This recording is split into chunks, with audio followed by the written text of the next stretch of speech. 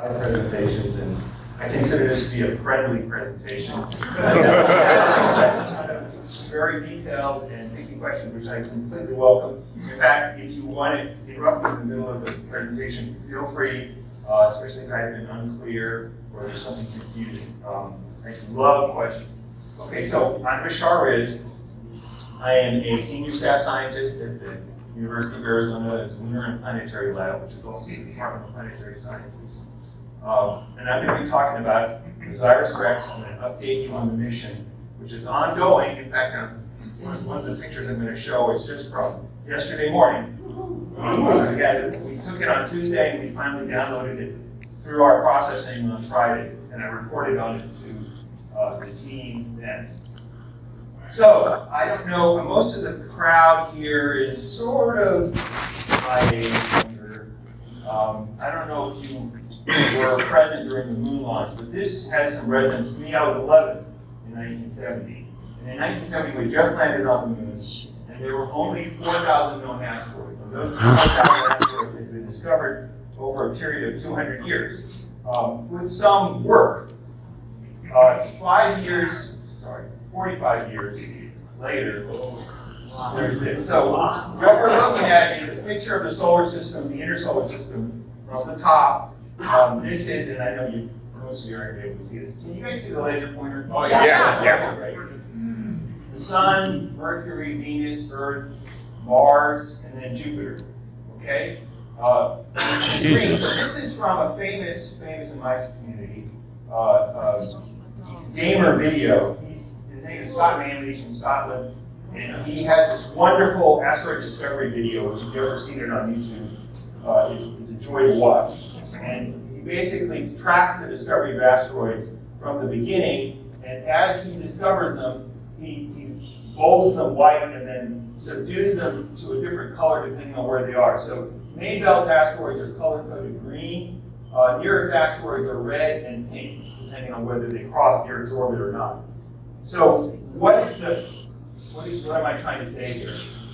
All these objects are in this picture. Yeah. We just don't see them, okay? Now you've discovered them, who knows how many more there are out there. Right now we're at 50 years now, it's 2020, we're about 1.2 million and counting. Of those 1.2 million, about 22,000 are near-Earth asteroids. Now, these are the ones that are the most dangerous, and that, in fact, gives us the clue as to why so many more asteroids were discovered in the recent years, is because in 1980, a couple of scientists proposed the idea, which has since become accepted wisdom, that an asteroid impact wiped out the dinosaurs at the Cretaceous Tertiary boundary. So people started taking asteroids more seriously after the fact. They were no longer the vermin of the sky, if they ever were that. They were things to be watched out for and cataloged and studied. And we started finding them at a really huge rate. So this is a graph. I'm going to show a minimum of graphs, but this crowd, I feel like I can give you stuff. So this is the latest discovery statistics on near-Earth asteroids, color-coded by the survey, which are up here in this legend. Catalina is eating about half of them, and then Pan-STARRS is currently getting about most of the other half. Pan-STARRS is in Hawaii. What we're finding now are objects in the few hundred-meter size range. So these are the region killers, right? Kilometer and above, that'll wipe out the Earth or cause tremendous damage globally. Stuff around 100 meters, those are the city killers.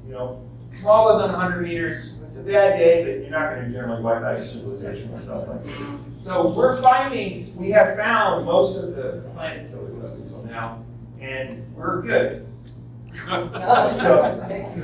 So why continue to study them? So this is an there we go. The video's working. I already mentioned that we want to mitigate the impact hazards. Okay, so that's a good reason to study them.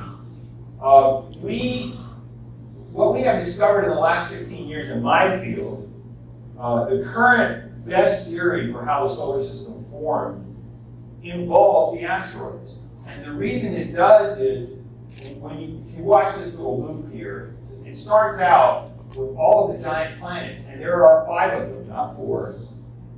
this is the best theory now. This is speculation. It's 4.5 billion years ago. No one was around back then, right? Let's have meteorites from back then. So there are five giant planets in the inner system. Most of the asteroids are created, or asteroid-sized bodies, planets, are outside in the green, and they interact gravitationally as a community with the giant planets, and they make them wander. And as they make them wander, one of the giant planets gets kicked out of the solar system, the rest of them get scrambled, usually shoved further out, and that is the current best theory for how the solar system formed. So you can see that not only are asteroids important to us now, but were important in the past in an origin sense. Another reason is, and I'm pointing here to the lower right panel, we think that they're important sources of resources for space in general, for developing a space economy. Water is the big, valuable material. Forget platinum. Water is the big, valuable material in space, and if you find it, you cherish it because it provides life, it provides fuel, it provides everything. So we think that these near-Earth asteroids may be a source of that such volatiles. Now, this is an artist's conception or a video GIF of what it sort of looks like. So the Earth is this bright line right here, and we're driving through what looks like a cloud of asteroids. And this is a little bit of a lie, right? If you actually figure out the density of the asteroid field, even in its densest portions, take a distance that's 5 times the distance of the Earth to the Moon, make a cube out of it, and put one of these tiny objects at the center. That's the kind of empty space that we're talking about. You can drive right through that thing and never touch an asteroid in 100,000 years. No questions yet? So asteroids are important to us. Can we study them? Can we learn about them? Or do they have resources? What are the chances that they will hit the Earth? All of these questions were tied up in a mission that we call Osiris. And its acronym gives you the clue to what it's all about. So origins, we've already talked about that. Spectral interpretation, this is an aspect I haven't talked about yet, but we study these asteroids. We study these asteroids from the ground with our telescopes. Oftentimes not believing our own observations because of the noise and uncertainty involved. We'd like to ground truth some of that data. So that's an element of this mission as well. We're going to get close to the asteroid with a few spectrometers, study it, and compare the results of what we would get from the ground. Resource identification we've already talked about. Security, that's the part about figuring out how likely it is that they hit the Earth and what we can do about it, and how to refine the calculations and estimates. So what is the Yarkovsky? So the Yarkovsky effect, I have a slide on it, and I can jump forward really fast to it, but I'll give you the 2-cent version right here. It's a thermal asymmetry that boosts non-gravitationally an object, adds energy or subtracts energy depending on the direction of the rotation. So an object rotates. When it swings around to the solar side, it heats. The heat has got a lag to it, right? So its hottest part is actually on the afternoon side, right? Now, if the object is going prograde and moving around in a prograde sense in its orbit, then the boost that it will get from the re-radiation of that solar energy, that thermal energy, will give it a little boost and move it a little bit further out from the sun. So it will add energy to its orbit. If the object's got a retrograde orbit, the opposite will happen. It'll move inward because it'll lose energy in its orbit. Now that's a means by which these asteroids can migrate from their original orbits in the asteroid belt. All these guys are started in the asteroid belt. When they migrate, they reach a resonance that kicks them out of that belt, and then we see them. So I'll get to this in a second. I have a slide on it. So I should have commented here. This mission will, as you know, bring a sample back. The way it does this is it has a sample arm with a head at the end of it. The head cups down onto the surface, and then we puncture a bottle of nitrogen. The nitrogen flows through an inlet, swirls the material, agitates the material on the surface, and then that material has no egress except up through the sample head itself. the gas involved goes through, and the material is entrained and confined to the sample. Okay, so this is a spacecraft for people who like spacecraft. You don't have to make them aerodynamic in space. It's a nice big blocky structure. You just have to make them simple and stout. It's got all the usual things that spacecraft have. There's means of communicating with the Earth, several different kinds of antenna. There's a sample return capsule for bringing back the sample. 2 solar arrays. They're big, but they're not that big, right? We're going to be close to the Earth, so the sun is pretty powerful. Stuff going out in the outer solar system now, we're not allowed to use plutonium anymore. They have very extensive arrays, solar arrays. We have the ability to store data. We have rather hefty main engine that we don't use very much. More antenna. The total spacecraft mass is about 1 ton, most of which is fuel. And we're going to have fuel in the tank at the end of the mission because we've saved so much getting out there. About 2 kilometers a second total fuel. And then the usual RAD-750 main processor. That's a popular brain for controlling spacecraft software. The instrument complement looks like this. You notice here, you can see the naked metal of the spacecraft. Well, that's not, you don't wash something with naked metal. You dress it. And you dress it in this mylar coating to allow you to control its temperature precisely. So it doesn't care what the outside is doing. If the empty space is at 3 degrees Kelvin, you don't care. If the sun is shining and heating you to 400 K, you don't care. You're controlled inside your thermal, well, largely inside your thermal dressing. These are the instruments. This is one of our cameras. It's the telescope. It's called Polycam, polyfunctional camera.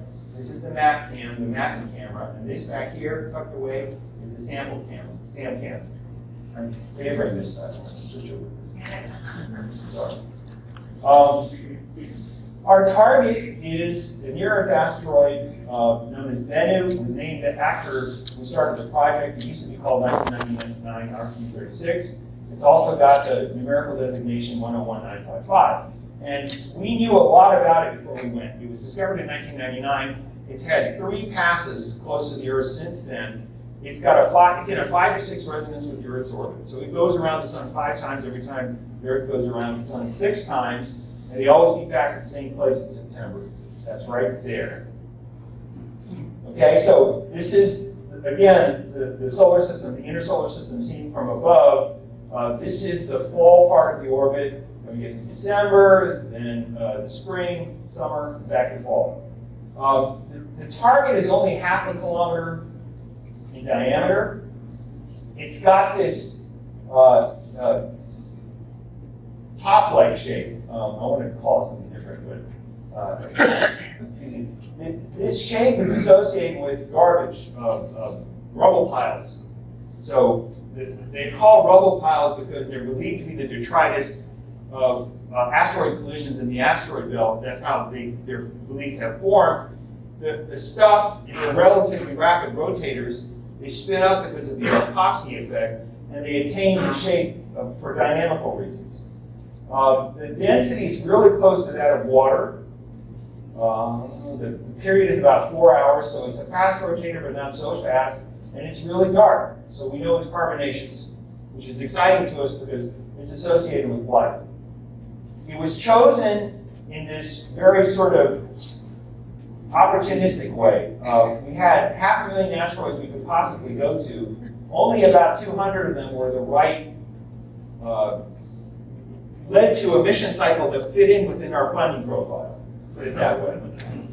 26 of those had diameters larger than 200 meters. 200 meters is important because we don't want a really fast rotator, and because it's believed to be unsafe. Of those, about 5 were carbonaceous, and of those 5, we isolated and chose RQ36. It's interesting to note that the Japanese mission Hayabusa 2, which is going to a near-Earth asteroid, also carbonaceous, its primary target, the asteroid not known as Ryugu, which used to be known as JU3, was our backup target. So we've been working very closely with our Japanese colleagues throughout this mission. It didn't help in choosing Bennu that it has the highest hazard rating of any near-Earth asteroid for the next 500 years. The moment of danger comes in 2135. It'll come closer to the Earth than the Moon, and if it'll pass somewhere in this orange region, right? If it passes through one of these keyholes, then a collision with Earth is almost guaranteed sometime in 2175 or to 2196. There'll be multiple opportunities if that happens. The chances of passing through that keyhole is about 1 in 10,000. So that's relatively high as these things go. Nobody's losing any sleep over it, though. You guys, feel free to ask questions. Great. Yeah? Okay. I feel I'm blowing through this stuff, but I'm hoping for more questions, but so far. This is a picture of a launch, as you can see. We were launched on an Atlas V. We only had one SRB strap-on because we had such a light spacecraft for the duty that it was supposed to do, which is just go to the Earth's asteroid. We were basically launching directly into the asteroid's orbit, so we didn't have to go through any kind of home and transfer. The one correction we had to do is to change our plane, and we did that with an Earth gravity assist a year later. Now, we launched, it's a 7-year mission, even though it should only be a 6-year mission, right? But we launched a year earlier to give ourselves a year in case something bad happened. We weren't able to make the first launch opportunity. If we made the backup launch opportunity, then we would have launched directly into that object's orbit, including the plane change, because you can do that when you're using the fuel of the first or second stage, especially the second stage. So this describes, so we've still got I think the SRB is just about to be released. So there it goes. And then the stage is going to separate the second. Was that sped up at all, or is that really? Yeah, I sped it up, sorry. It's like, it was like half an hour, 45 minutes. Like 2 minutes. And then the fairing goes. This was a... Yeah, go ahead, thanks, shout out. So, you were already working on the project when you launched, right? Yeah. So what was it like the day that the Atlas V took off? When you were getting ready for the countdown here? Everybody was really hyped up. And it was an evening launch, right around 5 p.m. And we were just excited the whole day, right? I've been in this business a little bit, so you don't want to get too excited because you just blow your wad. I mean, it's just really bad. Seriously, it's a marathon, right? So you try to just pull back a little. So that's kind of what it was like. You're excited, but you're trying to hold yourself back.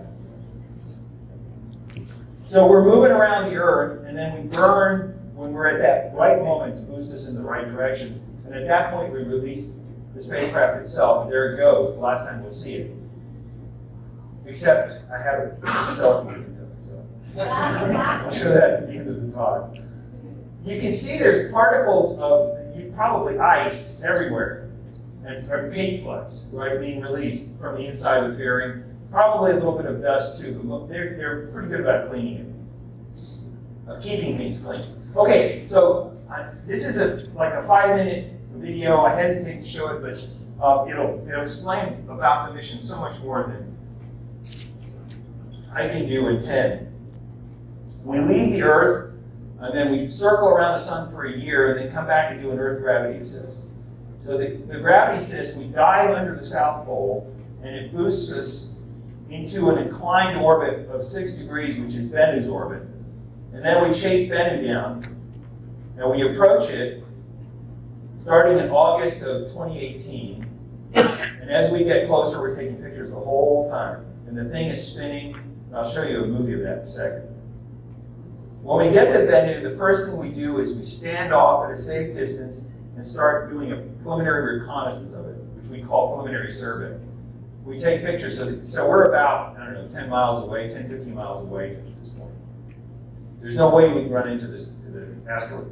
So we do these box-like, so we go north, equator, south, in these box-like trajectories.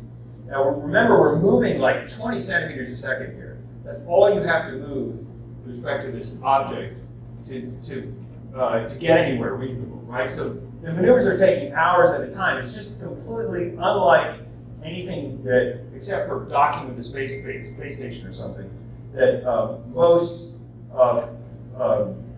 mission planners have done.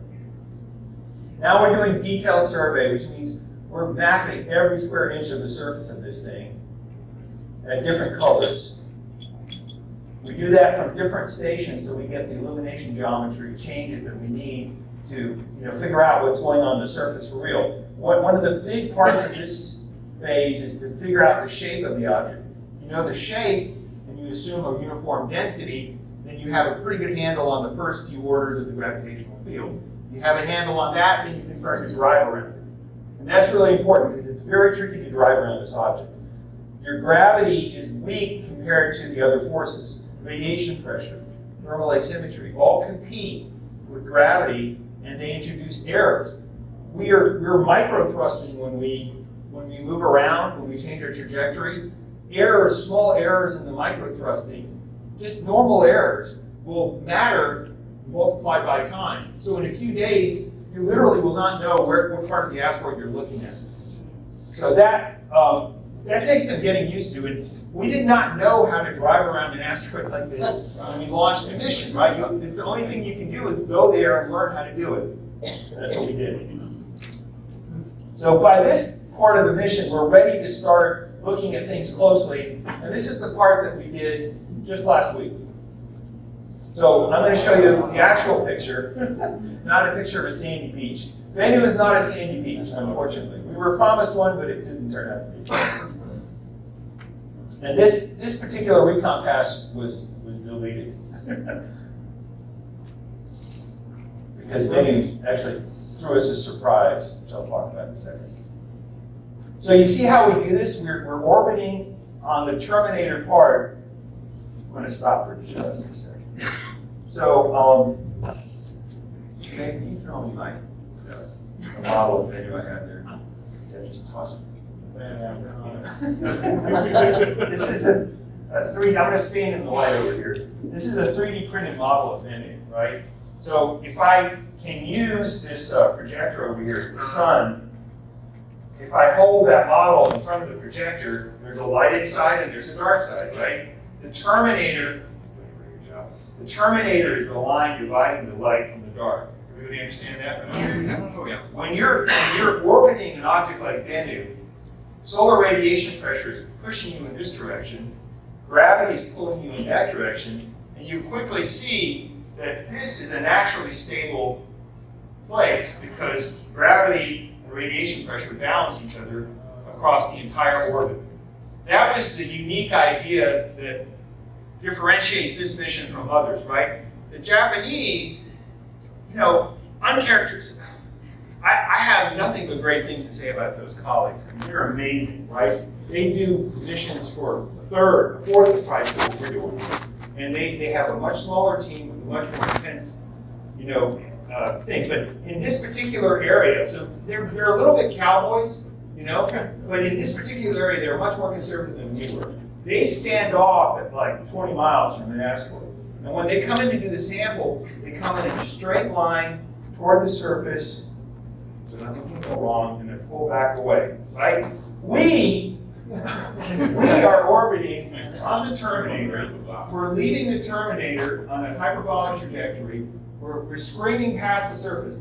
20 centimeters per second. How fast can you scream? So then you come back to the terminator orbit and rehook up. Okay, that's sort of the basic paradigm for our particular columns. Okay? So we get meters or centimeters per second of burns. Yes, the burns are really teeny. Do you have RCS thrust that you use for this, or do you use the main engine? We don't use the main engine. We have really smaller, much smaller thrusters. Yeah. I would say they're equivalent. I don't think they're. I don't know for certain that they're RCS thrusters, but they're of that ilk. They're that size. Yeah. It's all hydrazine though. Same fuel. Okay, so we're ready for. Okay, so this is still rehearsal. So for rehearsal, what we do is we just basically fly the sample trajectory and we abort it. It's not as easy as you might think because it's got to know that you're aborting it. So your test isn't exactly tested as you fly. So now we're ready to actually do the sample. We deploy the tag arm.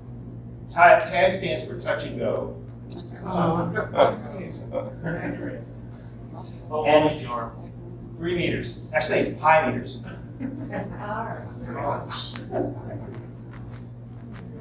That'd be pretty funny.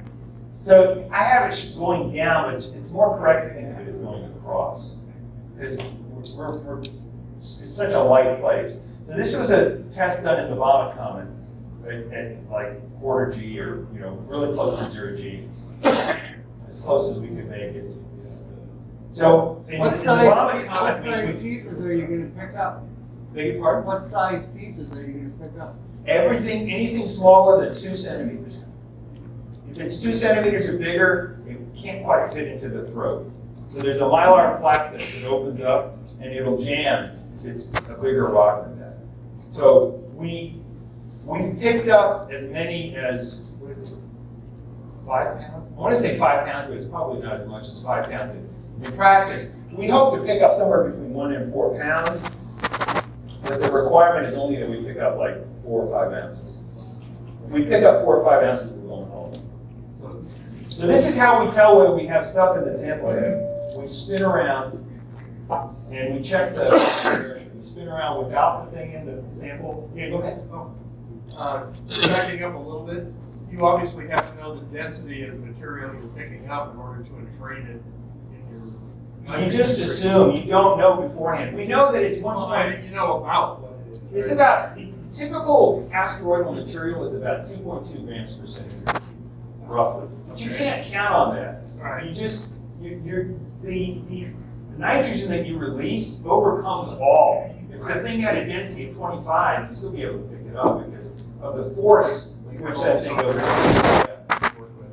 How do you test this thing? You put it on like a vomit comet and suck things at low G? What we just saw, that video was on the vomit comet. Oh, okay. So you do exactly what you just said. You follow the entire process that you're going to go through, and you do what you think of as high fidelity simulant of the asteroidal regolith. And then you hope that it has some bearing on reality. Of course, we all know that our tests in the lab and our plans on the Earth, sometimes have no bearing on reality, right? So you have to go there and see it. That's one of the things about this mission is that we didn't have all the information we needed to complete it the launch. We counted on being able to gather it as we went on in a staged, methodical fashion. And the story we told in our proposal period was so compelling that NASA gave us a low risk. Even though we're doing everything that 4 or 5 missions might do in the course of, so like if you're doing the moon, I'll get to this in a second, since I'm off on this riff.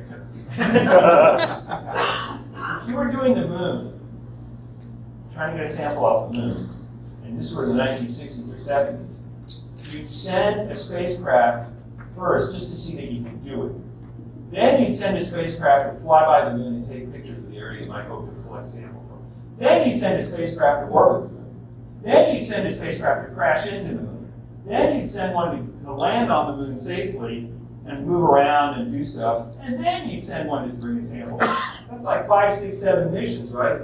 We're trying to do all of that in one mission because that's all the funding that we can afford. That's all the attention span that the government can, possess at one time, right? So you just have to, you have to have the ability to gather information and act on it. So what we have done is recruit scientists, engineers to one team, divide them up into working groups. They're called working groups, and each one has this different dedication or subject matter. There's a regolith working group, there's an image processing working group, there's a spectral working group, and so forth. So the jobs of the working groups are to produce actionable information, right? To take the data that we have gathered, analyze it, and tell the project, is it safe to proceed? What do we want to do to proceed? Do we still want to stick to the same plan? Do we want to change the plan radically? All of that is going on in real time as we proceed with the mission. And we're on a clock. It's not like we have lots of time to do this. It's not in a relaxed fashion. And yet, you can't hurry the process along. You make mistakes. So you have to, so when we were preparing for this mission, we went over to Europe, for example, and studied how our European colleagues were running their latest missions. They take weekends, which is, you know, a novel concept to us Americans, right? Seriously, you can't burn out your team. You only have one team, and they've got to not make mistakes. They're going to make mistakes. They've got to catch them, right? They've got to be able to catch all the mistakes that they make so as you don't mess up the spacecraft. It turns out most spacecraft fail because of human error. You know, the wrong command gets submitted. So we are blessed on this mission to have had no safing events, which is very unusual, because of the philosophy that we follow. At least that's what we like to pretend. So anyway, that's my story. So here we are at the mission right now, halfway through, as Steve said, and we went through the outbound cruise phase. During this outbound cruise, on our way to the Earth gravity system, we took time out to look for Trojan asteroids at the Earth, one of the Earth's Trojan points. And I don't know if that means much to you, but these are one of the points of gravitational stability in the Earth's orbit. And we passed right through it. It was L4. And since Jupiter has hundreds of thousands of Trojan asteroids, and Earth has maybe one that has been discovered on the ground, we looked for them. We didn't find them, but it was good practice. Then we got to Bennu in late 2018, right there. We started the final approach in August of 2018, which I'm going to show you in a second. And right now we're evaluating the two primary and backup sample sites, and hopefully we'll be sampling in August of this year. Return cruise starts in 2021, and we hope to return the sample in late 2023.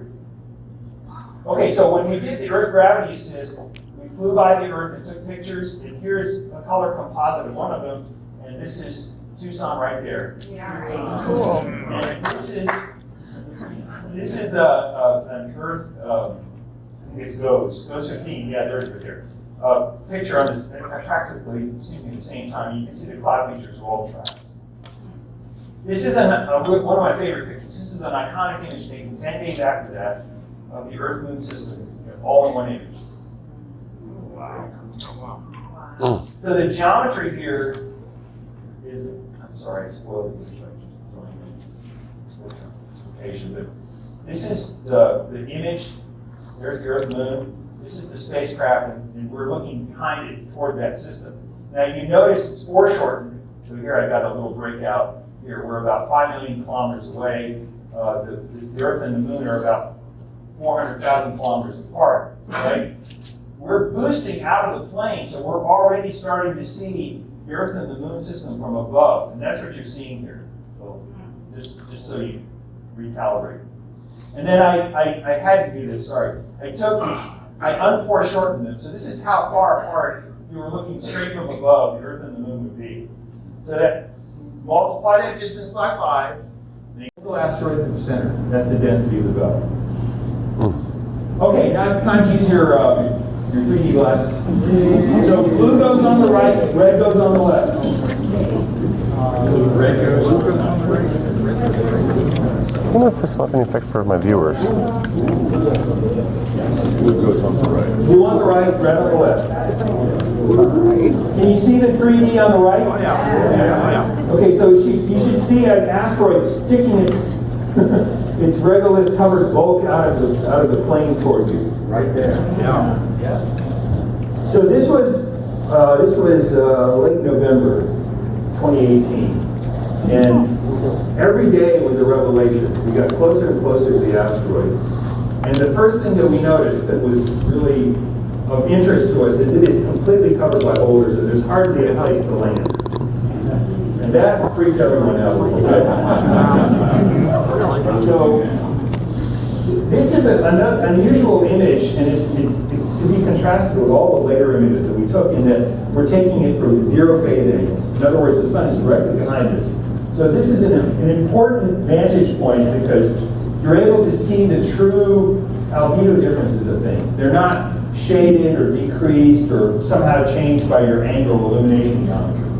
So that's a cool thing. So what you see is that there are bright points on this asteroid, and there are very, very dark points on this asteroid. It's not just a uniformly dark mass. So this stuff has been mixed. Different pieces from different things have come together here. Do we know what that large dark spot is on there? Yeah, it's a buried boulder, giant one. That one right there. Yeah. So I'm going to show you an almost mud ball looking thing, very brecciated, flaking off as you watch it. You're afraid to like look too hard because it'll surface so much it'll fall apart. All right, I'm going to move on. Is that okay? All right, here we go. So this is another movie, not 3D, because you can't really do it 3D this way. This is during our preliminary survey, where we're standing off from the asteroid, flying over the North Pole, one of the poles, and we're just watching it turn beneath us. How was the video capture? No. So I had this idea, like, tucked away from the beginning, right? It's not very much of an idea, but when I do 3D experiments on my own, right? One of the things you can do, so the standard way to do 3D is to do this, take a picture, do this, take a picture, and then project them in a way that you fool your eyes into thinking of 3D. But what you could also do, if you're taking a picture of a globe, is take the picture from the same vantage point and just turn the globe, right? So now you have two pictures from the point of view of the globe that are two different vantage points. You can do the exact same thing, and that's how that movie's produced. How fast is it spinning? It's spinning about once every 4.5 hours, 4.3 hours. How long is it? The orbit is 1.2 years. Sorry, no about it. Spacecraft around. So it changes with distance from the center, as you know. So right now, if you're in orbit where we are now, it'll take you about a day to get around. Yeah. Yes. But it looked like you were dynamically changing orbit and approach to it. We're not right now. We're flying by on hyperbolic trajectories in this particular video. So we're not yet at orbit, right? So I'm about to show you how we entered orbit. Let me just push forward. Oh, I have to talk about this. We make orbit. So the one that makes orbit is right after this. But before we make, just as soon as we make orbit, this is the beginning of 2019. We capture this picture in one of our optical navigation cameras of stuff being spewed off the surface. Now this is not supposed to happen. This is supposed to be a dead body or relatively dead body. I know we went and we included a phase where we were going to look for clues coming off just in case, because it's supposed to be a transitional object. For those that don't know, transitional objects are objects that have some of the characteristics of comets and some of the characteristics of asteroids. So they're exciting because they connect the two bodies into a continuum of bodies, right? So there's a life cycle. And there's reasons why something is still a comet or has used up all its volatiles and is now a dead asteroid. This thing was supposed to be dead. So the fact that it's spewing off the surface, put it in the special category of rock comets, right? So it's spewing stuff off probably because it's being hit by meteorites. We don't know yet. We have several theories that we consider. In any case, this is 2019, or most of it, and we've had two major episodes of ejection events and then a bunch of minor ones. How big is that stuff coming off? Very small, teeny tiny. And it's moving really slow, too. So a few centimeters a second to like a few meters a second. So here, let me show you. If you track it, you can get an orbit. So we tracked it. We took lots and lots of images with our OpNav cameras. Basically we changed our entire ConOps a little bit so we could study this phenomenon because it was so exciting and unexpected. And JPL is one of our partners, and they took the observations and they converted them to orbits. So what you see is stuff gets squirted off, and most of the time it falls right back, which is weird, right? Because the gravity is so small on this thing. You'd think any amount of energy would be enough to make something escape. But it just turns out that most of the stuff that you see falls back. Another weird thing that happens is stuff gets blown toward the sun, and then the solar radiation pressure of the sun pushes it back toward the asteroid, which is strange. So you just saw this big ejection event right there. See all the orbits now they're dying down. So the stochastic nature of it, sorry, see something? What's escape velocity? Escape velocity is around 20 centimeters a second. 0.2 meters a second. Tiny. Yeah, you can jump right off the surface. Yeah. Yeah. So as far as the things, whatever is held off and it comes back, it be something like the solar wind or something that's changing the charge of the material? We don't think so because it's so far from the surface, and to really see something like that, you have to be closer to the surface. Tribal electric effects are studied a lot with respect to bodies like this because it's so darn dry, right? And there's stuff moving back and forth with respect to each other, friction. Most of the time, so we have the experts in the field, and we've recruited them, and we bring them on board and say, okay, now is your chance, figure out why are these things coming off? Could it be because of, like the moon, where you have electrostatic levitation and all the rest of it, right? They don't think so because of the thing. But we haven't stopped looking, right? So we did a search for what we think are a likely mechanism for electrostatic levitation, which is at the terminator, where you get a charge flow from light to dark, or back the other direction. So you look at the terminator and see if you can see. We haven't seen anything there. So, yeah. Exhaust control. No, we're just too far away. And we don't, our exhausts are, like that. Yeah, little puffs. You just, no way. We're worried a little bit about it when we get really close to grab the sample, right? But there, what we do is we have a kind of pogo stick arrangement, right? We have a spring on our sample arm. So it hits and then bounces back, and we wait and wait and wait and wait. And then yeah, like that. Like a high five. Okay, next one. So we made orbit, and we immediately started taking these set of really high resolution pictures with our polycam. And this is just a composite or a mosaic of all the images that we took. So I'm going to show you what they look like. So you can see the phase angle is really high. It's like 90 degrees. The illumination is coming in from the side, but it brings things into stark relief. So this is a typical Bennu boulder right here. You can see what it looks like. It looks like a piece of congealed mud or something like that. At least that's what it looks like to me. There's fragments embedded that are sometimes they're completely different from the underlying matrix. It's hummocky. There's fragments everywhere. So in fact, some of these fragments are coming from the boulder itself. They'll look like there's pits and holes where stuff has flaked off. Are these two pictures the same thing? No, well, sort of. This one is a mapcam image, which is 5 times the field of view of this polycam image. Okay, so map of poly. And this boulder here, I believe, is that boulder here. Yeah, see this rock right there, and that rock right there. This is What's the raw resolution of the cameras? the polycam, which is our highest resolution camera, is 15 microradians. So actually, more like 14 microradians. The medium one is about 79 microradians.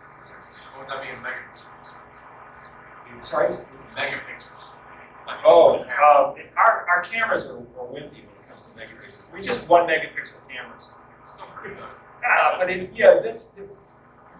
when you fly a big array, when you fly a large megapixel, you got to beam all that data back, and that just completely kind of hamstrings you in terms of the amount of data that you're able to send back. So we went small. Are these colors real? No, I mean, I don't really see any color, Steve. The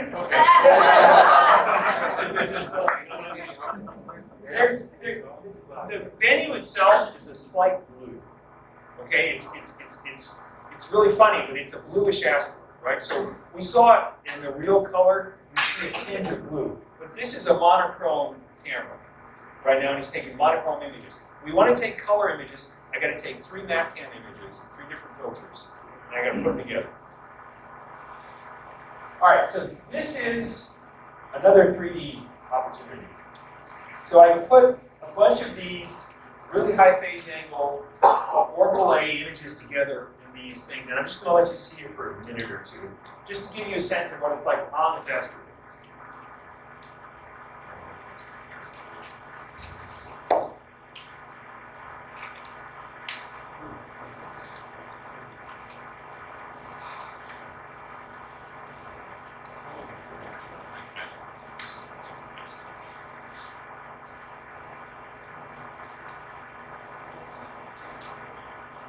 It's okay.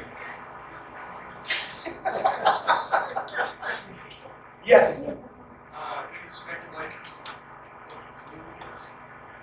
Yeah, it's we think, okay, it's probably mostly radiation is the current thing, right? Now, mixed in with that is the fact that these are water-rich bodies, all right? The water is bound water. It's stored in very clay-like materials, right? So it's trapped between layers of what would be like clay on Earth, right? So the combination of the two is, at least in my current thinking or understanding, what gives it the slightly bluish cast. Why would radiation damage make it blue? That's a great question because sometimes radiation damage makes it red. So what, as I understand it, radiation damage does is it creates more double and triple bonds. Okay, so you come in there, you inject a lot of energy into the lattice, and you mess up the bonds to the point where you darken the thing for sure, and then you change the spectral slope. Past that, I don't really think. I've tried to really pursue this subject and read, but I confess I don't really understand the explanations. They don't make sense. So sometimes but what people know is sometimes it turns things blue and sometimes it turns things red, depending on the. Yeah, go ahead. Is that a 5-year scale? Yeah, more or less. This is the distance we were at led a frame to be around, what was it, 18 meters, and I chopped most of these in half. So roughly, you're around 10 meters. It's a notion at this point, as opposed to a very precise metric. All right, sorry, but moving on. So that was just orbit A, and the illumination geometry, sucked, right? So we backed away and we did detailed survey, which was a bunch of imaging in 2 different phases. One was called baseball diamond, where we moved diagonally across the surface and allowed us to explore a bunch of different illumination geometries.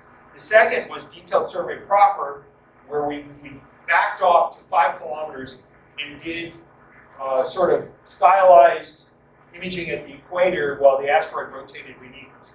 In any case, we got these beautiful base maps of Bennu, which you can see cover the entire surface. You can see Bennu is about a mile around at the equator. If you were to walk around the equator, you'd be walking about a mile, half a mile from north to south. And then we identified most of last year, at least, a primary and a backup sample site. And given that Bennu is a bird from Egyptian mythology, the naming convention for all stuff on Bennu are mythological birds or fictional birds. So I'll be showing you a picture of a boulder called Edgewood, the second from Harry Potter. So this is our primary and backup sample sites, Nightingale and Osprey. And this, believe it or not, are 2 of the smoothest places on Bennu. Everything you see here will not fit in our sample. So our job is to convince ourselves that there's stuff on the surface that will fit into our sample.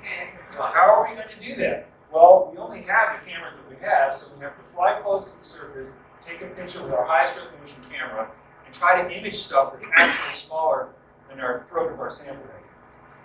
So as we get closer, I just want to show you or demonstrate how you can reveal more detail. So I picked this boulder, which is called, it was one of my favorite boulders because it's completely unlike most of the boulders on Bennu. This is a white, marbly, angular rock, about, I don't know, 5-6 meters in diameter. And most of the boulders on Benny are that hummocky dark stuff. So I took a blow up of it. This is early on where we were still at, oh, what is that? 2.5 centimeters a pixel. So this is much later. Now we're at 1.6 centimeters a pixel. Yeah. So this is that rock, and here's another 3D opportunity. So you can see how we revealed details on that rock that we weren't able to see at lower resolution.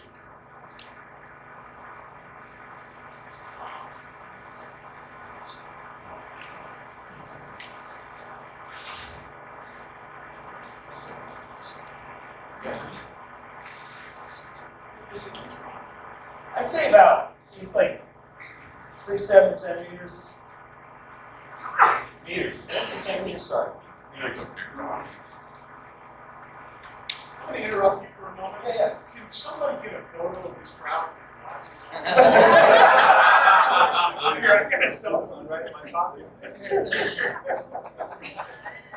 Everybody tilt your head to the side. Which side? Geeks are us. Yeah, we're seeing I want to get a video too. No, this is great. You guys, the screen is eliminating all of you. We gotta have that for our website. Yeah, and you guys should do the head tilt. Which side? Do one side, then the other. So on 3, first right, then left. 1, 2, 3. And then switch.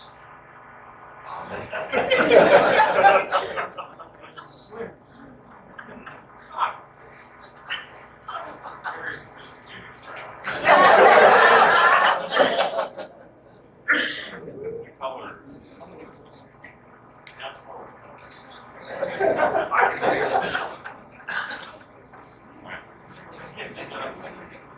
Awesome. All right, next one. Okay, so now I'm actually going to talk about the primary sample size. So this is it, Nightingale. Okay, so it's a tiny little crater. I have to say like 10 meters this way. Well, I got 50 meters right at the top. So this thing is about 25 meters. It's a well away from this big scary boulder over here, and there's a couple of smaller scary boulders. So you should be able to guide right in there without worrying about these guys, right? The only question is there stuff that's small enough at this site that it will fit in our sample head, right? So I identified early on this buried boulder, and you can see it's right over here on the. I've got this in polar stereographic, so this is the north over here, and I'm looking toward the south. But this is actually southwest of the main crater. So right here are these smooth, flat rocks where stuff clearly has encroached from the main crater, right? You can see the debris. So it's like a witness plate, basically. And if people are not familiar with the concept of witness plate, if you've got something that you want to keep clean, you know you can't. So what you do is you put a very clean piece of metal or glass, and it lives with it for the rest of the time that you're exposing it to stuff, right? And if you preserve that piece of metal or glass, and years after the fact, if you want to say, was I contaminated by X, you go and examine that witness plate for X.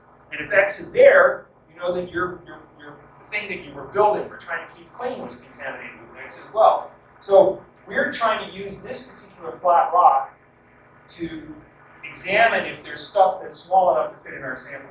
So here it is back in October at a higher resolution. This is high recon. The highest of our 3 stages. So you can see it's nice and smooth.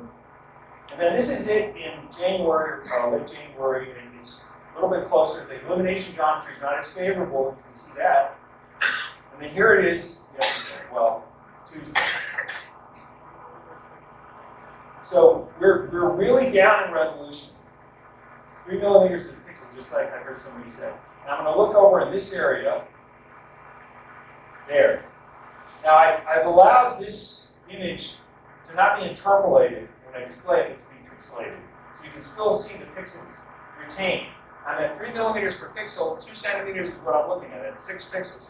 There's clearly stuff here that's smaller than 6 pixels, much smaller. So we've just demonstrated that there is stuff here to be picked up safely, successfully. So yeah, we're past that milestone. So Why such a heavy restriction on how big you can pick up? Max limit? it's that, you remember that picture of the sample head going, yeah, okay, so they've got mylar flaps and they can only bend back so far. So people don't want to get it jammed because if you, well, I guess it wouldn't matter that much, but the whole idea that Lockheed Martin could build something like this and allow it to go out the door and have this kind of thing would be a no-no. So, all right, so we reached the end, and I just I have the concluding things, but basically there's stuff you've heard me talk over and over again about. We did not know all the things that we needed to know to do this mission successfully. We planned on gathering them during the mission. This is a sign of things to come. In the future, more and more missions are going to do this. We learned how to navigate accurately around a microgravity body. Now that was something we didn't really know how to do. And at the beginning, we thought it was going to be a lot easier than we did. And then somebody on the navigation team realized, you know, these error terms are way bigger than we thought they were going to be. And we're not going to be able to know where we're seeing or looking after 2 days' time. So that has this history. So if the air turns space there, you have to cultivate the active station to people over. We are in an orbit that allows us to remain in a stable situation for weeks at a time. So we don't have to constantly tweak. And a lot of times our tweaking burns get canceled because we're doing all right, right? What we do need to do is to know where we are. In other words, we have to precisely locate where we are. So we perform these op-nav images every 2 hours, 7 days a week. So we take them, and that locates us with respect to the asteroid, which locates us in space. And that is sort of how we keep everything safe. Then we're imaging this body at unprecedented resolution, which is necessary for our object. So we're acting as a mission system, as a payload, part of the spacecraft in essence. And then we've coped with the unexpected. You know, stuff has been thrown at us that we didn't expect, but we dealt with it. And this is an image by one of the OpNav cameras that's designed solely to look at the sample return capsule. When we deploy the sample head into the sample return capsule, it will be upward. And we will be ensuring that it gets secured tightly with this camera. That's its sole job. And you can see the asteroid in the back, and the sun shining in. And that's it, guys. Thank you.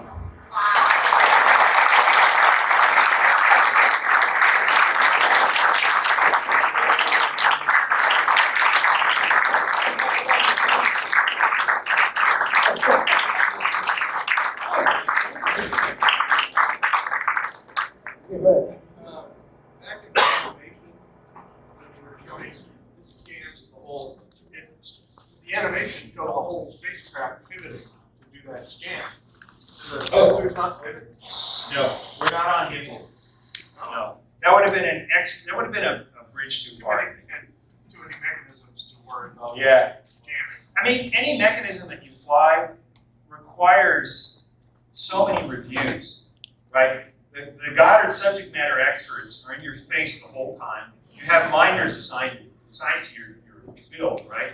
And it's cool. You know, we get along with those people. They're professionals. They're complete and consummate professionals. We got nothing bad to say about them. But we kept track of all of the unexpected things that happened on our build, right? And I think I lost count at 126 or something.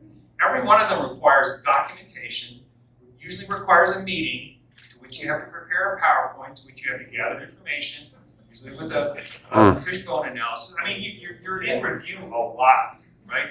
That's just irrespective of like PDR and CDR and your pre-environmental review and all the rest of it, you know.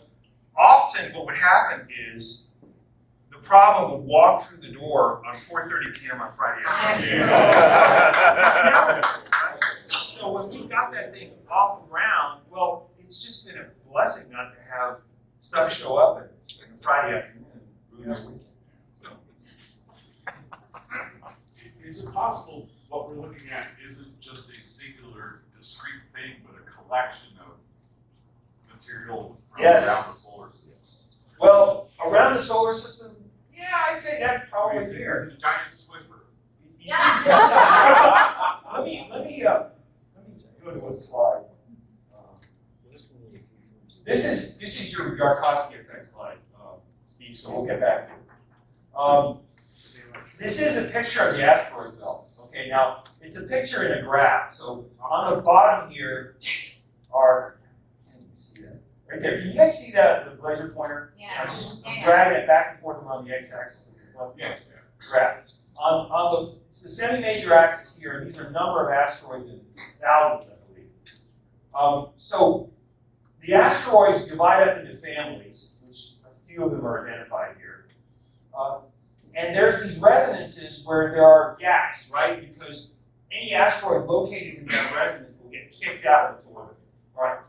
So very quickly in the modern solar system as it exists today, if you start to study it, you quickly understand that everything, all the small bodies especially, are where they are for a reason. They have succeeded in mediating a harmonious life with all the big, stuff around. I mean, seriously, it's like a Swiss watch, but on a grand scale, right? Now, if we go there, this slide, if this is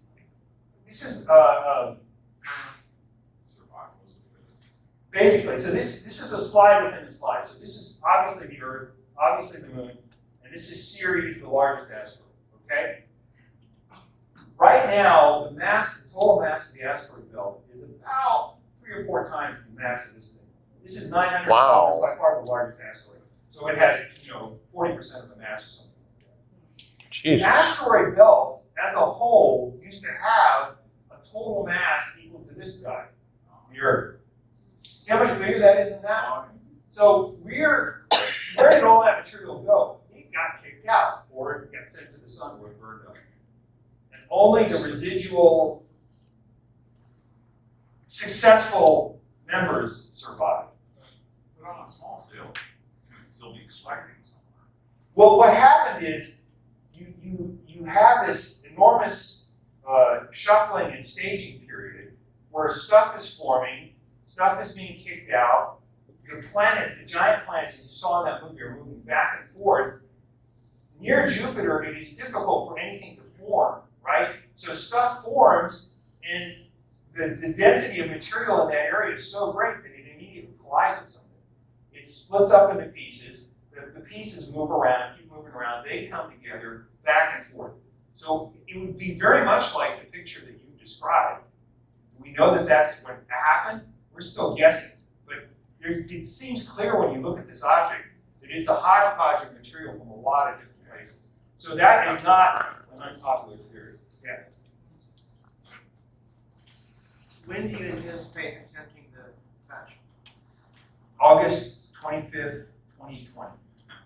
In about, what is it, 6 months? And do you get more than one attempt? We could if we wanted to. If we don't think we were successful on the first attempt, then we'll go back for as much as 3 attempts. But your mechanism can do it multiple times. Yes, we have, the one expendable is the nitrogen in the bottles. We have 3 bottles for 3 attempts.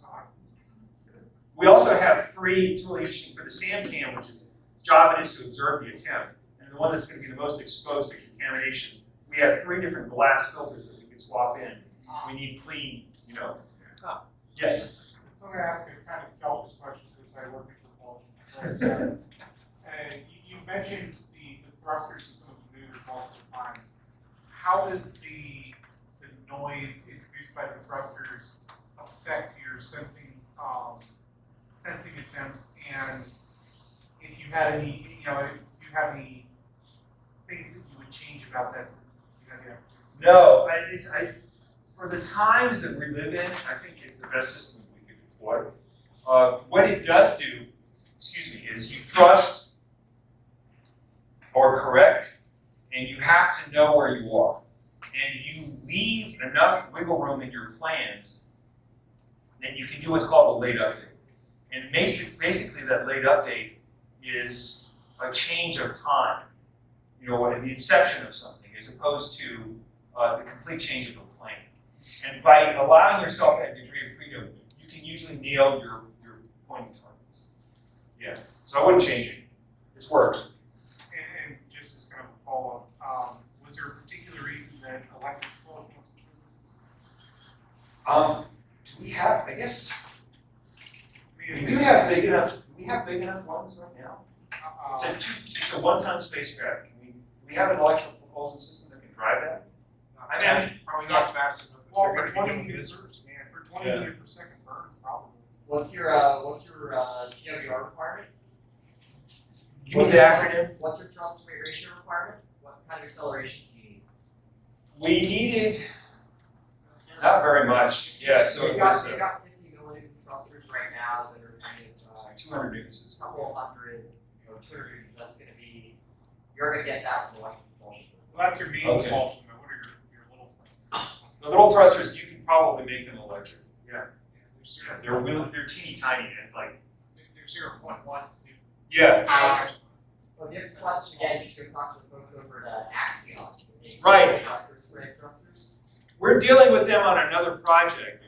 I have a feeling, to answer your question again, I have a feeling that the reason that we didn't choose electric is just because it would be one more new thing that would be subject to review that would not go there, right? So you only get to do like one new thing on a mission like this. And for us, the new thing was the tag SAMR, you know, and the whole sample collection mechanism to begin with, right? That was our thing, and that got reviewed up the wazoo. I mean, I felt so sorry for the guys.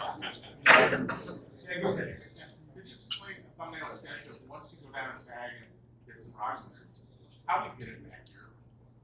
Okay, so we back away to a safe distance, and we keep ourselves there for the months that it takes us to wait out until we're able to leave the orbit of the asteroid.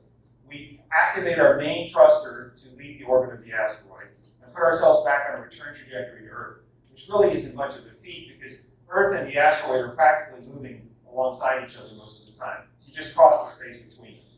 Once you get in the neighborhood of the Earth, you boost directly at it, and you release the capsule. And then you divert with your main spacecraft, which has now been separated from the capsule. So the spacecraft will burn up the capsule. No, the spacecraft will continue to go around the sun. It'll be there with fuel in the tank in case you wanted to do some kind of extended mission. Is there a secondary mission plan? No, it's considered superstitious and taboo to talk about it. I can't answer that.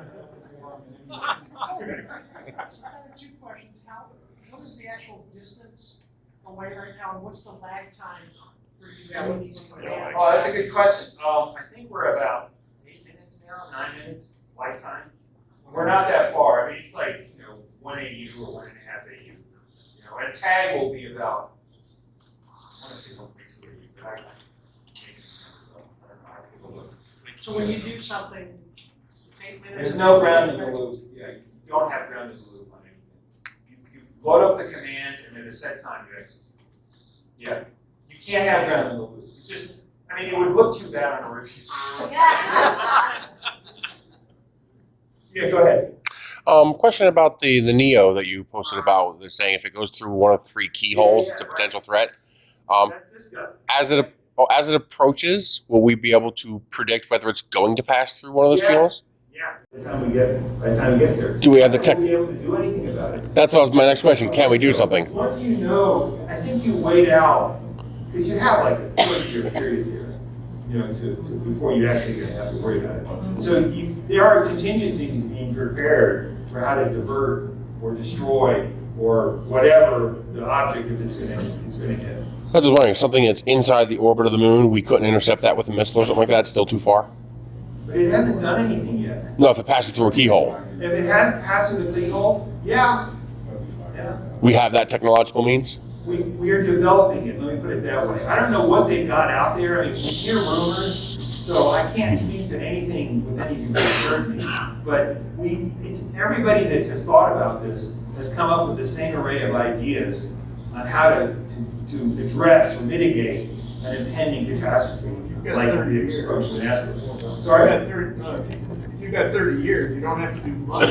Right, I mean, people talk about tractor beams, right? You send something out and just the small amount of gravity that between the two objects allows you to boost it, right? So, for whatever reason, I was just in a meeting 2 weeks ago and somebody really poo-pooed the idea of tractor beams who would be in a position to know. So now I'm thinking, okay, they're really gonna send a missile and blow part of it up. But the truth is, I think you would have to study the body itself. In every case, it would be unique. Well, that's why gravity time is the perfect solution. It doesn't matter if it's rotating or how. You're just pulling on the CG of the object. Right, but if it's too big to do that, then you have some other issue, right? You only need a couple of thousand, so that's. If you have the time, for sure, yeah. Yeah, there's only 30 years. Yeah. Yeah. Who gets the sample capsule, who does the analysis? No, that's good. So here's what happens to the sample. Houston will curate neuroplanetary institute. And we will save most of it for future generations. So 75% of the sample off the top gets put away safely and cleanly so that when we develop better techniques in the future, that they will have pristine samples to look at. The rest of it gets distributed to all of our co-investigators and partners on a sort of cataloged way. I mean, they've got a whole schedule for how this happens. And they have a whole list of things that they're going to do. So, we're speculating like crazy about the origin of this thing, but when you get the sample, you'll be able to construct a timeline, with the isotopic evidence. You'll be able to examine the petrology. The only thing you'll be wondering is, if I've gotten a sample from a different part of the asteroid, would be different, right? Well, you'll never know, really. I mean, all you have is this remote pictures to tell you.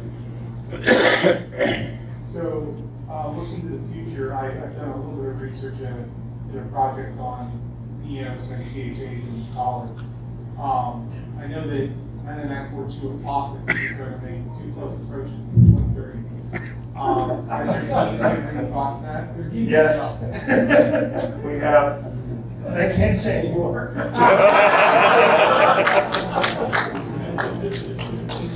Oh, I love this crowd. You guys are just you're wasting. You're on it. All right, what's next?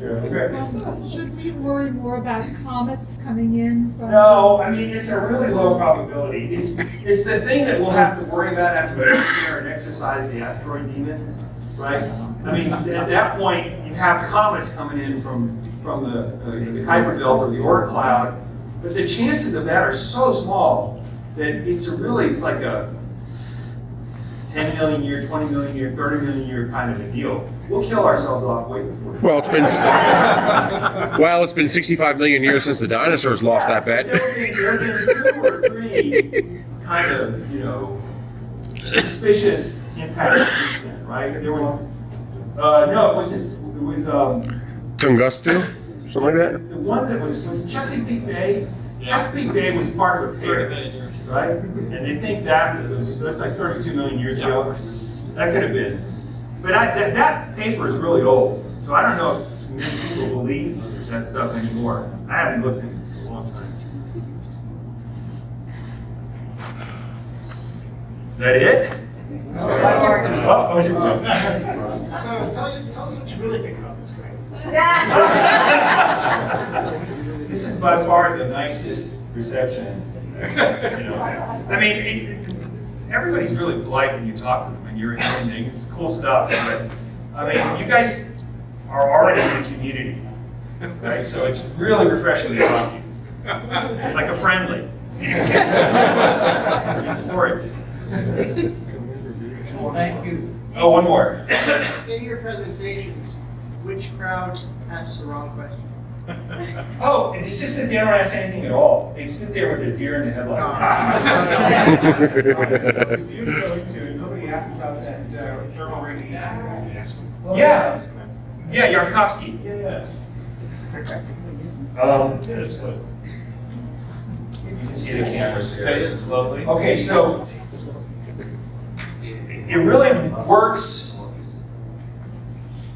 It works in a way that's really cool and individual to whatever asteroid you're talking about. So you've got topography on the asteroid, right?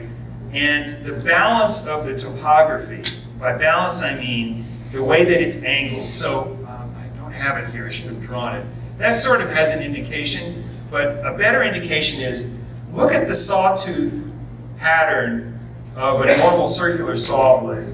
All right, you got that in your head? Yeah. All of the little teeth are angled in the same way. Now, take that and make it 3D, right? Make a body out of that, right? If light hits a body like that, it's going to turn it in a specific direction and accelerate it, right? Because there's an asymmetry in the way that the teeth are angled from one side of the body to the other. That's much like what's happening here. So there's the thermal asymmetry. Is it you that asked the question? Oh, right here.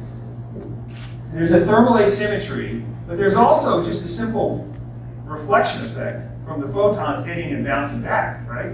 So if the balance of that effect allows you to increase the orbital spin, the rotational spin, then you'll add and you'll spin up, right? So there'll be two things happening. One, you'll spin, the spin will become faster, and then secondly, you'll add energy to the orbit because of the thermal lag. The thermal lag is things heat up, they take a while to heat up. So you're not adding the energy directly at the subsolar point, which is usually noon. You're adding energy, or you're heating up, and it's ejecting the photons, the thermal photons, sometime in the afternoon. That's if you're rotating prograde. If you're rotating antigrade, then what you're doing is you're slowing yourself down because you're boosting the energy in the direction that you're moving. So there's two effects. One is adding energy to the orbit or taking energy away. The other is spinning up or spinning down. Now, sorry, one more thing, I'm sorry. When you get into the asteroid belt, and that's this thing right here, and say you live right here. Say you're a retrograde rotator, all right? So Yarkovsky is going to subtract energy from your orbit. So when it subtracts energy, you're going to wander in this direction. And you're going to keep wandering until you get right to the edge. At the edge is a resonance with Jupiter that kicks you out.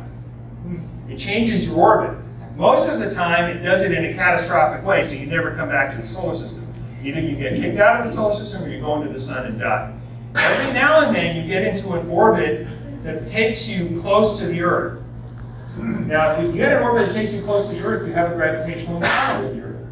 That allows you to change your orbit in a beneficial way that keeps you in the solar system, but now gives you a new home where you're exploring the region close to the Earth. It's a little complicated, but we've done tons of simulations of this, and it works. And that's where we think Bennu came from. One of these families. So you wind up in a new residence family? You wind up in a new family, right? So in this case, Bennu is a residence of the Earth family, right? I mean, it's in a residence with Earth, so it survives because it's made friends with, the balloon on the top. So you mentioned that there's two things on an asteroid and one right. Do they eventually spin themselves apart? Or Yes. If you spin up so much that you start flying apart, then what happens? You've changed your geometry, right? And the spin speed could go down. So you could bounce back and forth, prograde, retrograde. And we see evidence of this in the asteroid belt. It's really cool. It's like it's an auto feedback effect that you in essence control as an asteroid because you control your own shape because you're spinning so fast that you change it. Is this just rubble piles or solid bodies? I mean, a solid body would. A solid body can do this too. There, it's going to be a little bit more interesting, right? Because you're material on the surface moving. Yeah, you can get asteroid quakes or whatever. Yeah.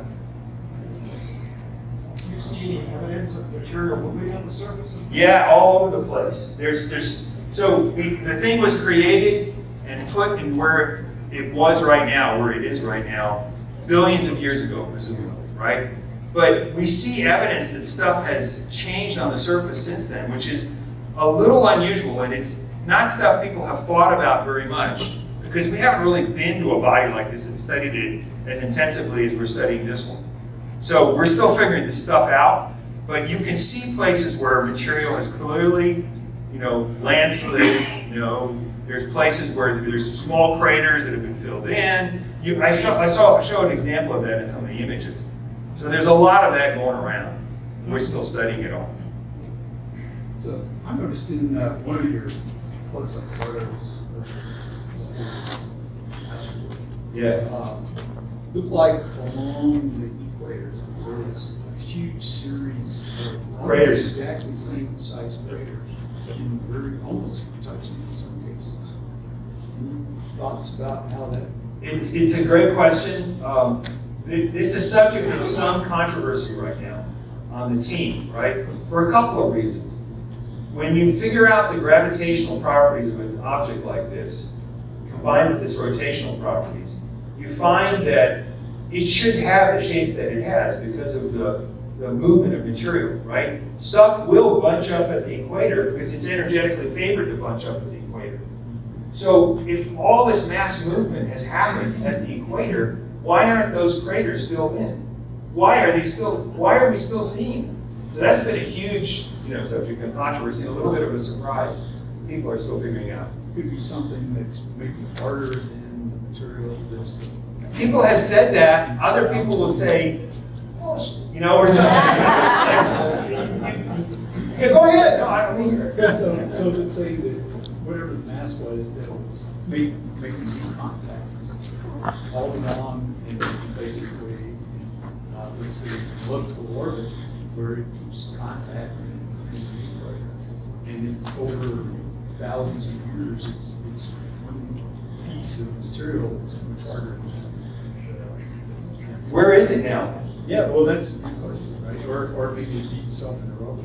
I don't see anything wrong with that. It just would be nice to have some evidence that this happened, right? And so people formulate theories like that all the time, but they've got to tie it to something that we can actually observe. So they've got to make a prediction that we can verify in our the extant material. And then, so far, the people that have done this for a living, and I'm thinking of just one scientist in particular who actually works at Lockheed Martin, named Bo Bierhaus. And he has a very elaborate, he studied it up one side and the other, and he has a very elaborate explanation for it, which I confess I cannot reproduce right now. But it explains why you have these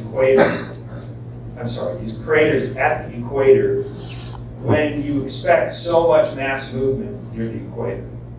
And it has to do with the way mass movement is inhibited in certain phases of the asteroid's life, which I don't claim to understand. So I can send you information if you want. It's fascinating. It is, it's really cool, yeah. I mean, it's just, we always knew that this day would come where we would have a microgravity body to study. And the reason I think it's so cool is because the solar system itself formed from microgravity bodies. The fundamental building block of the solar system were the 1 to 10 kilometer sized bodies that survived the collapse of the protosolar nebula to the plane that it eventually found itself in.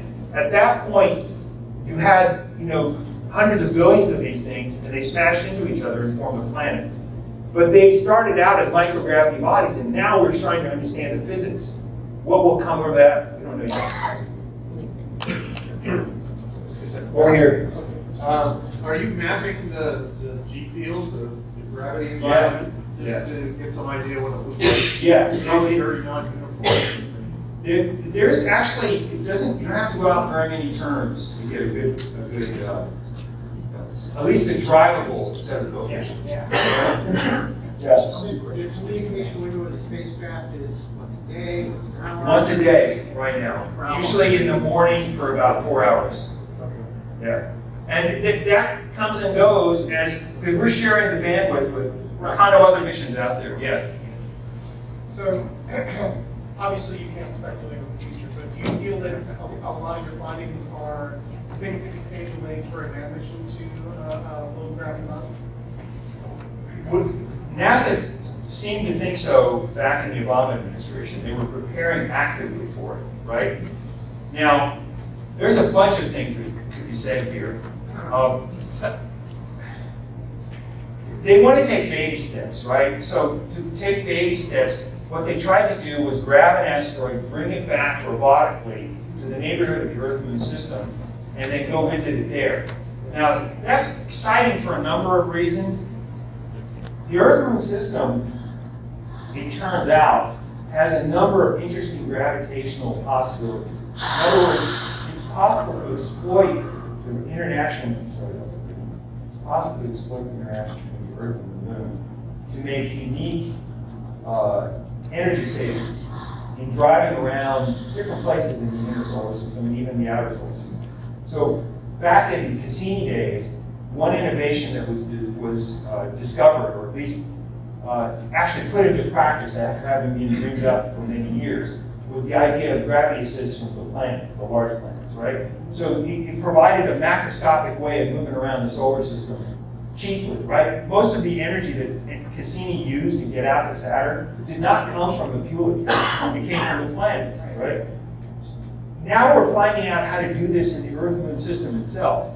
And especially with small sats, it's really important because you can utilize various interesting interactions, between the Earth and the Moon to kick yourself out to more interesting places and then potentially boost yourself with one of these assists. Yeah. I wouldn't even dream of doing that, but yeah. I mean, the engineering, challenge of trying to design something that will get close to the sun would be. Sorry? Parker does it. Parker solar. Oh yeah, it gets pretty close. Cruising the atmosphere. So, obviously, this is your baby, and you want to see it to the end, but if you had to pick one other interesting mission that you follow right now or follow in the past, what would it better be? I'm going to give a controversial answer. That's fine. It's the Earth. Okay. I feel like the Earth is getting the raw end of the deal right now because of whatever, and it really is the most special planet. We've studied, because of my education, I've had to study all of them, right? And to try to envision having the kind of life that we have here anywhere else has become increasingly difficult. You start out as a kid thinking, we're going to be on Mars by 2000, right? And that didn't happen. Yeah, there you go. So what's going on here? What makes it so difficult for us to accomplish these missions? Well, I think that money. It's just hard. Money is definitely needed, but it's hard. Okay.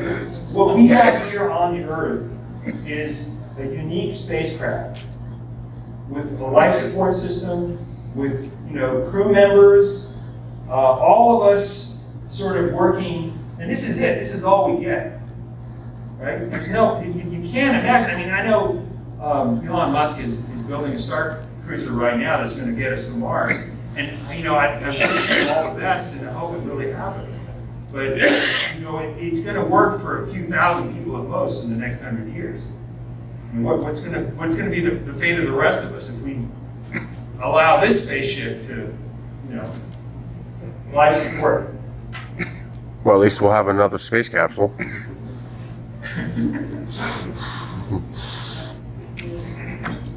All right, guys.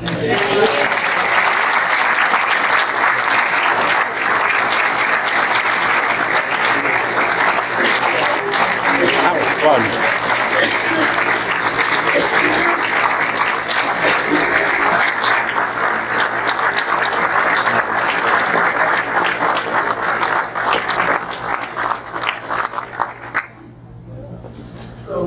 That was a lot of fun. Yes.